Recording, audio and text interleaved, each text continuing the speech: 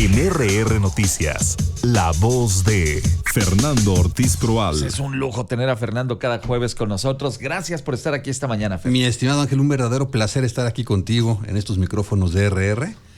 Y bueno, qué interesante se está poniendo esto, y tú dabas cuenta hace un rato de la iniciativa de ley antinepotismo promovida por la propia presidenta Claudia Sheinbaum.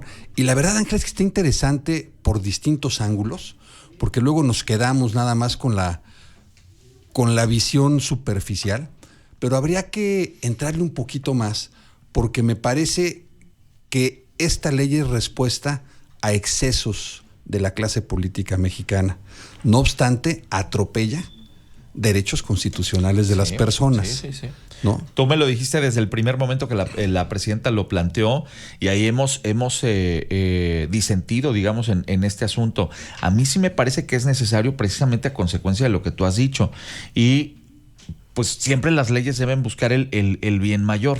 Entonces, si vas a construir, si no ponías un dique a estas pretensiones de todos estos papás, hermanos, maridos, mujeres, sobrinos, etcétera, etcétera, que quieren seguir ahí creando estos clanes familiares o estas dinastías políticas, como pues ya pasa en el estado de Zacatecas, donde decía yo hace rato y lo reitero, qué pecados estarán cometiendo los zacatecanos, que puro gobernador de pacotilla les ha salido, y que aparte el señor Monreal vergüenza le debería de dar al hermano más chico andar diciendo, pues sí, yo también quiero ser. Primero resuelvan su cochinero, Fernando. Claro, y además abiertamente. Mira, ahí viene el primer punto, estimado Ángel. A ver. Esto es tan absurdo como si ante la incapacidad para brindarle seguridad patrimonial a las personas, para que no la roben, vamos a prohibir que la gente salga de su casa, ¿no? O sea, en lugar de atender las causas que generan hechos no deseables, pues mejor prohíbes la conducta, ¿no? Una conducta que no tendrías por qué prohibir. Okay. Esto, Entiendo. Los excesos de la clase política, por un lado, y la incapacidad de los gobiernos de ponerle freno a esos excesos. Uh-huh. Porque si se legislara, bueno, ya se legisló, si se aplicaran las leyes debidamente en este país, pues no podría haber esos apoyos que los esposos, las esposas, las hijas, los papás, los tíos, sobrinos y demás dan a su parentela para que los sustituyan en los cargos públicos, ¿no? Y si hubiera estos límites, quien lo lograse, pues sería por méritos propios, lo que no tendría nada de malo, ¿no? Y que además, vamos a ser honestos, oye, gobernó también el señor en Zacatecas, el señor David Monreal, que vamos a darle una oportunidad al hermano. ¿Qué tal que nos sale igual de joya que el que ya tenemos? Ese es otro tema, los resultados, sí, ¿no? Estamos de acuerdo. Pero tuve, por ejemplo, en los Estados Unidos, la dinastía Bush. Claro. Los Kennedy, ¿no? Claro. En Perú en su momento, Fujimori, ¿no? O sea, no es raro, ¿no? No es raro que alguien que ha vivido viendo el ejercicio del poder decida participar y que pueda tener en su momento ciertas capacidades, ¿no? Hay otros casos, por ejemplo, vemos recientemente al joven legislador, bueno, ya ni tan joven legislador, Yunes, acompañado de su papá, ¿no? Que eso, la verdad, era triste el espectáculo, ¿no? Verlo llegar, o sea, siempre que hace nota, va su papá con él, pues sí, como si fuera un crío de la política. Casi nomás, ¿no? le falta que le pongan la lonchera y su danonino, caray. Sí, que esos espectáculos son lamentables, y finalmente son los que llevaron a esta decisión. Otro punto interesante, Ángel, es que no obstante que la presidenta está impulsando esta reforma, hay una ausencia de control parlamentario de sus mayorías congresionales por parte de la Cuarta Transformación. O sea, la propia presidenta tiene que salir con estas puertas de emergencia y decir, bueno, legislenle como quieran, pero en Morena se va a aplicar desde el 27, claro. ¿No? Oye. Pero es también una desobediencia. Digo, si a final de cuentas la presidenta de la República, como líder moral de su partido que es en este momento, dice, oye, vamos a impulsar estas reformas, ¿cómo puede ser que la tropa se le salga del huacal? Y es que fíjate, la tropa, como bien señalas, o quienes coordinan a esa tropa, ¿no? Pues son los principales interesados. Hay un interesado ahí directo que dice, bueno, sí, apoyamos todo hasta donde no me afecte a futuro o afecte mis intereses de grupo, en este caso familiar a futuro, ¿no? Como Ricardo Monreal, ¿no? Entonces vamos a ponerle trabas, ¿no?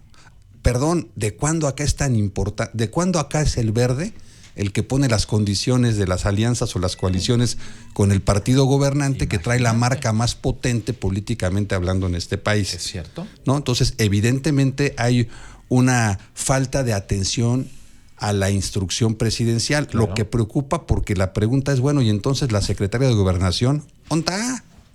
Efectivamente. ¿No? ¿Quién está ¿Dónde operando? quedó esa capacidad de operación y también de bajar desde Palacio Nacional a las cámaras la instrucción directa y también la advertencia de que pues aquí nadie va a hacer lo que quiera? Claro. Aquí ya se dio una orden y se va a cumplir. Y que la presidenta pues de un manotazo diga, a ver, esto es así y al que no le guste se va. Y Efectivamente. quien opere en contra de los intereses que tenemos, pues también, ¿no? Claro. O sea, se ve esa falta de control parlamentario, que entonces dices, bueno, ¿para qué sirve una mayoría, ¿no?, tan fortalecida?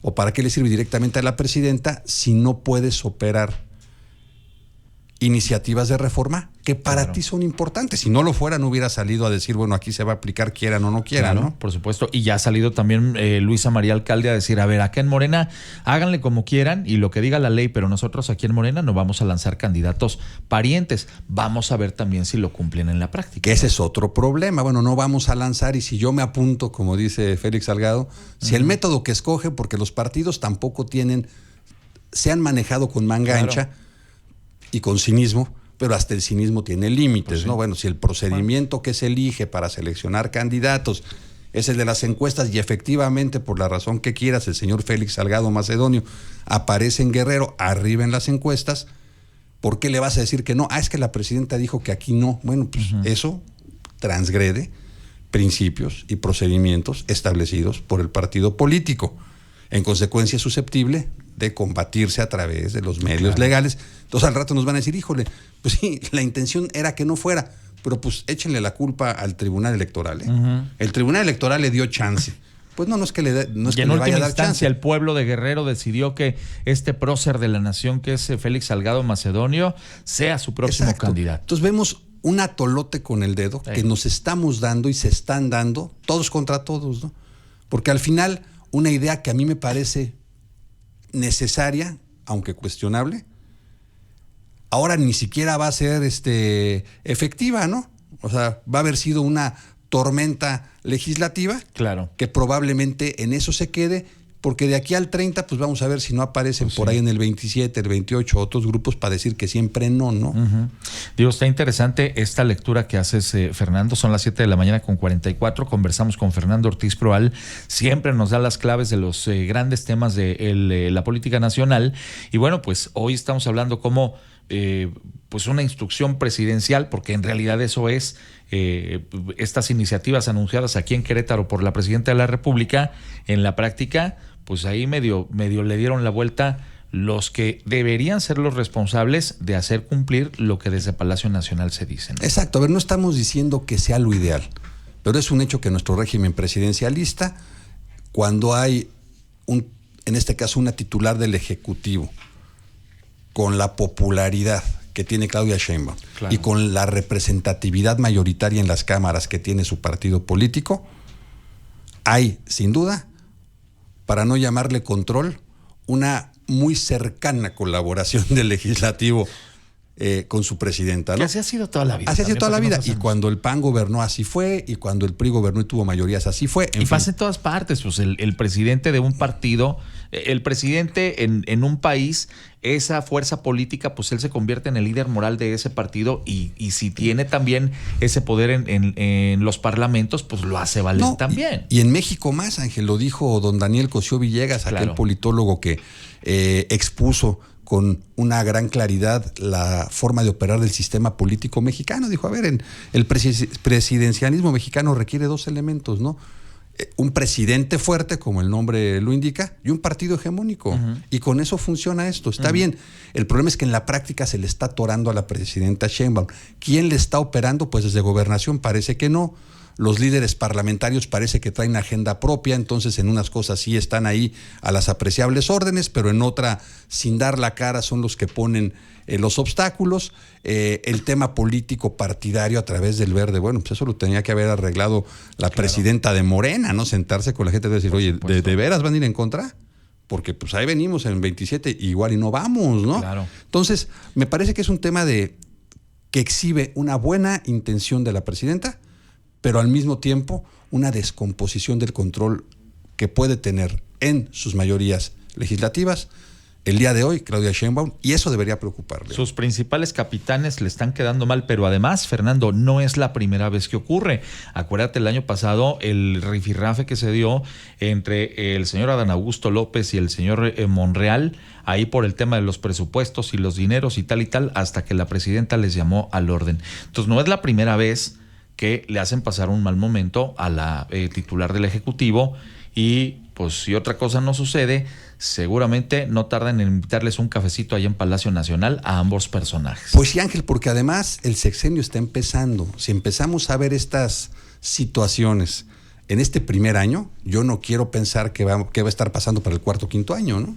Pues sí, de verdad que vienen cosas interesantes y vamos a ver cómo resuelve, porque además creo que luego se exhiben estas circunstancias, pero en la última instancia la presidenta ha sabido operar también de manera muy inteligente, con un estilo que refleja su personalidad. No es de altas estridencias, no es de dar abiertamente estos manotazos, pero luego sí vemos cómo se opera y les jala las riendas. Entonces creo yo que va a pasar. Pues sí, pero sí, tiene razón, su estilo no es así, pero para eso está la cartera de gobernación, para nombrar quien no tiene tu estilo. Si a ti no te gusta dar nalgadas, pues pon ahí al que las va a dar, ¿no? Así es.